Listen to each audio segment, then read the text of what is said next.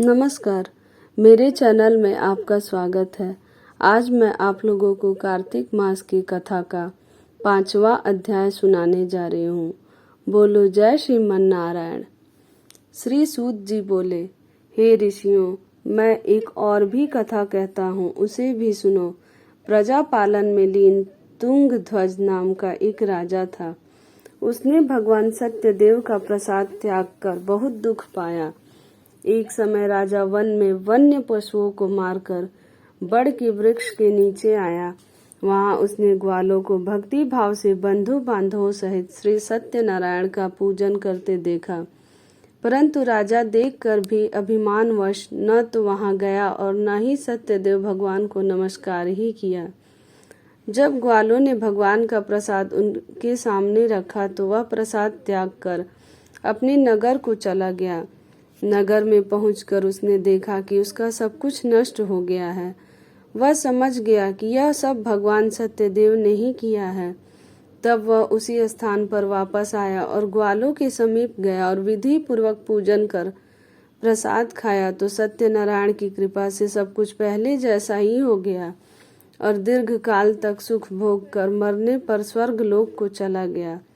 जो मनुष्य इस परम दुर्लभ व्रत को करेगा, श्री सत्यनारायण भगवान की कृपा से उसे धन धान्य की प्राप्ति होगी। निर्धन धनी और बंदी बंधन से मुक्त होकर निर्भय हो जाता है। संतानहीन को संतान प्राप्त होती है तथा सब मनोरथ पूर्ण होकर अंत में वह बैकुंठ धाम को जाता है। जिन्होंने पहले इस व्रत को किया, अब उनकी दूसरे जन्म की कथा भी सुनिए।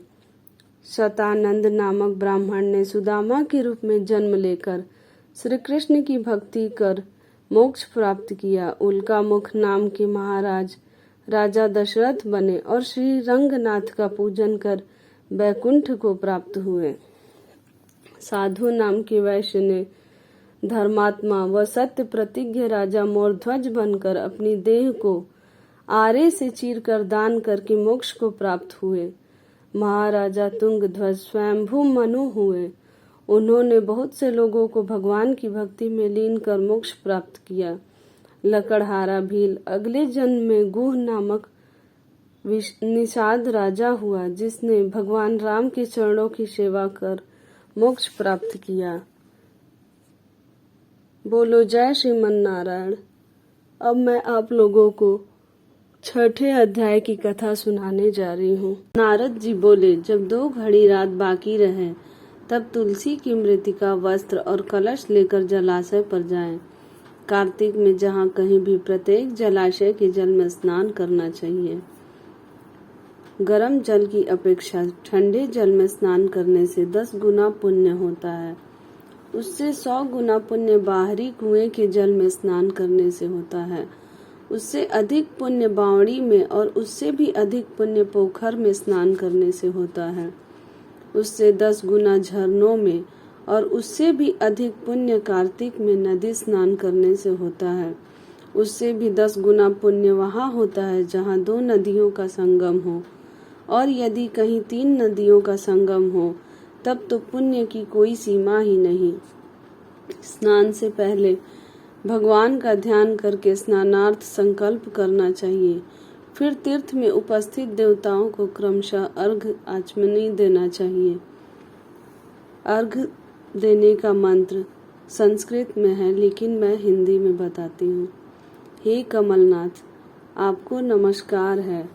हे जलशायी भगवान, आपको प्रणाम है। हे ऋषिकेश, आपको नमस्कार है। मेरे दिए अर्घ को आप ग्रहण करें। बैकुंठ, प्रयाग तथा बद्रिकाश्रम में जहाँ कहीं भगवान विष्णु गए, वहाँ उन्होंने 3 प्रकार से अपना पांव रखा था। वहाँ पर ऋषि, वेद, यज्ञों सहित सभी देवता मेरी रक्षा करते रहें।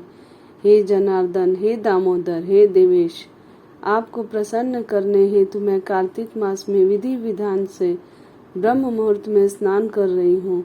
आपकी कृपा से मेरे सभी पापों का नाश हो। हे प्रभु, कार्तिक मास में व्रत तथा विधि पूर्वक स्नान करने वाला मैं अर्घ देती हूँ। आप राधिका सहित ग्रहण करें। हे कृष्ण, हे बलशाली, राक्षसों का संहार करने वाले भगवान, हे पापों का नाश करने वाले, कार्तिक मास में प्रतिदिन दिए हुए मेरे इस अर्घ द्वारा कार्तिक स्नान का व्रत करने वाला फल मुझे प्राप्त हो। उसके बाद विष्णु, शिव तथा सूर्य का ध्यान करके जल में प्रवेश कर नाभि के बराबर जल में खड़े होकर विधि पूर्वक स्नान करना चाहिए। गृहस्थी को तिल और आंवले का चूर्ण लगाकर तथा युवती को तुलसी की जड़ की मिट्टी लगाकर स्नान करना चाहिए। सप्तमी, अमावस्या, नवमी, त्रयोदशी, द्वितीया, दशमी आदि तिथियों को आंवला तथा तिल से स्नान करना वर्जित है।